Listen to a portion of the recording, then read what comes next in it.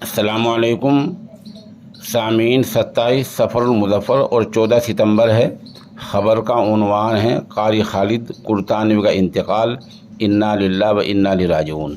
خبر کے لیے گاؤں بجرول سے مفتی محمد یامین اور گنگیرو سے مفتی عبدالقدیر ہمارے رابطے میں ہیں۔ وہ بتا رہے ہیں کہ گاؤں کرتان کے رہنے والے قاری محمد خالد کا تقریباً 60 برس کی عمر میں دل کی دھڑکن بند ہونے سے انتقال ہو گیا ہے۔ مرحوم کی عمر تقریباً 60 سال تھی۔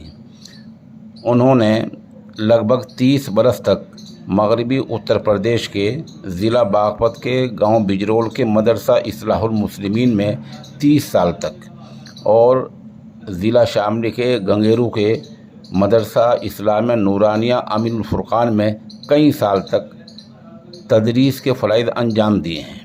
یقیناً ان کے شاگردوں میں سینکڑوں حفاظ کرام، علماء کرام، مائے ناز مفتیان کرام شامل ہیں۔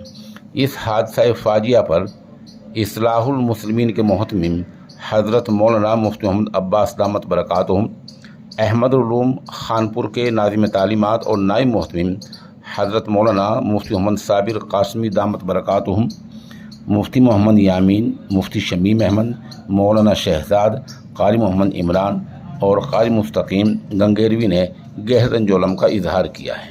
سامعین سے مرحوم کی مغفرت، درجات کی بلندی اور پسماندگان کے لیے صبر جمیل کی دعا کی درخواست کی جاتی ہے۔ تدفین انشاء اللہ العزیز آج ہی 10 بجے گاؤں کرتان میں ہی ہوگی۔